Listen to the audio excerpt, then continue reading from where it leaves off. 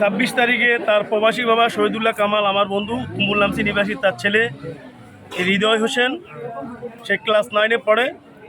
26 তারিখ নিখোঁজ হবার পরে 28 তারিখ কবিরহাট থানায় সাধারণ ডায়েরি করেছি। ইতিমধ্যে তার নিখোঁজের সংবাদ পেয়ে তার বাবা প্রবাস থেকে এসেছেন। আমরা গত 5 দিন আগে আমাদের মাননীয় পুলিশ সুপার হেডকোয়ার্টার ক্রাইম নোয়াখালীর সাথে দেখা করেছি।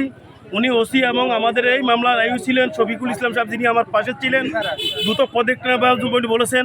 এরই মাঝে তার বাবা সহ গত 5 দিন আমরা এলাকার বিভিন্ন জায়গায় বিভিন্ন তথ্য মধ্যে আমরা খোঁজাখুঁজি করেছি। এখন সর্বশেষ পুলিশ প্রশাসনের মাধ্যমে আজকে জানতে পেরেছি কবিরহাট কিশোর গ্যাংয়ের মাধ্যমে কবিরহাট থানায় 2 জন গ্রেপ্তারকৃত আছেন। কিশোর গ্যাংয়ের মাধ্যমে তাদেরকে আমরা সুপরিকল্পিতভাবে হত্যা করা হয়েছে। আমরা মনে করি 2 জন কবিরহাট থানায় এখনও এসেছেন। আমরা জেনেছি একজন নাকি কবিরহাট পৌরসভার সাবেক কাউন্সিলরের ছেলে, কোন কাউন্সিলর, ওজিউল্লাহ কমিশন কাউন্সিলরের সাবেক ছেলে। আমরা সে যে হোক এই কিশোর গ্যাংয়ের সাথে জড়িত, এই পরিকল্পিত হত্যাকাণ্ডের সাথে যারা জড়িত, আমরা কবিরহাট থানার মাধ্যমে আমরা নোয়াখালী মাননীয় পুলিশ সুপারকে মাধ্যমে আমরা এই হত্যাকাণ্ডের সাথে যারা জড়িত তাদেরকে নিশ্চিত করে তাদের দৃষ্টান্তমূলক শাস্তি দাবি করি। 26 তারিখের একটি নিখোঁজের ঘটনার প্রেক্ষিতে আমাদের এখানে কবিরহাট থানায় 28 তারিখে একটি নিখোঁজ জিডি হয়। সেই জিডি সূত্র ধরে আমরা কাজ করতে শুরু করি এবং তদন্তের এক পর্যায়ে আমরা আমির হোসেন জিহাদ এবং ইব্রাহিম খলিল আকিল, তাদের প্রথমে আমির হোসেনকে জিজ্ঞাসাবাদ করি আমরা। তাদের সঙ্গে যেহেতু ওঠাপড়া ছিল এবং আমাদের তথ্য প্রযুক্তির ব্যবহারে বা অন্যভাবে আমরা তাদের যে একসাথে চলাফেরা ছিল সেটা আমরা দেখতে পাই এবং তাকে জিজ্ঞাসাবাদের এক পর্যায়ে সে জানায় যে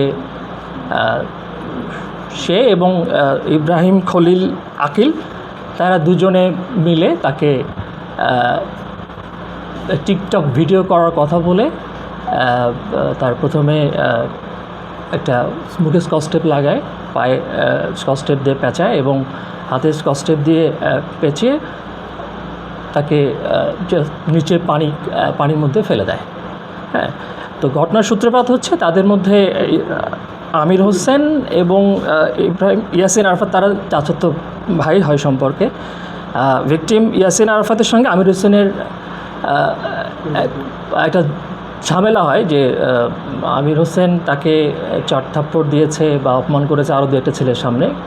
এই জন্য যে ভিকটিম ইয়াসিন আরাফাত আরও কয়েকটা ছেলের সঙ্গে মেলামেশা করতো, যেটা সে আমির হোসেন পছন্দ করতো না এবং যেহেতু চড়থাপ্পড় দিয়েছে, অপমান করেছে, যে কারণে তার ভিতরে ক্ষোভ জন্ম নেয়। সে কারণে সে পরিকল্পনা করে যে তাকে সে মেরে ফেলবে এবং সেটা ইব্রাহিম খলিল আকিলের সঙ্গে সে শেয়ার করে এবং দুজনে 26 তারিখে তাকে এই টিকটক ভিডিও করার কথা বলে নিয়ে এসে পরিকল্পিতভাবে নিয়ে এসে ঘটনাস্থলে নিয়ে যায়।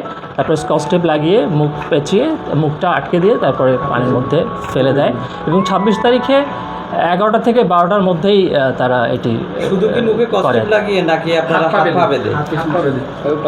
মানে পিছনে স্কচটেপ দিয়ে হাত বেঁধে, পা বেঁধে এবং মুখে স্কচটেপ দিয়ে পানির মধ্যে ফেলে দেয় নিচে। পুকুরে না নালায়? এটা দিঘি আর কি, মানে খাল, এটাকে দিঘিতে ফেলে দেয়। সব দিকের সব খবর আপনাকে জানাতে আমরা আসছি 20 অক্টোবর। আজই আপনার হকারকে বলুন। দৈনিক রূপালী বাংলাদেশ, মুক্ত চিন্তার দুরন্ত প্রকাশ।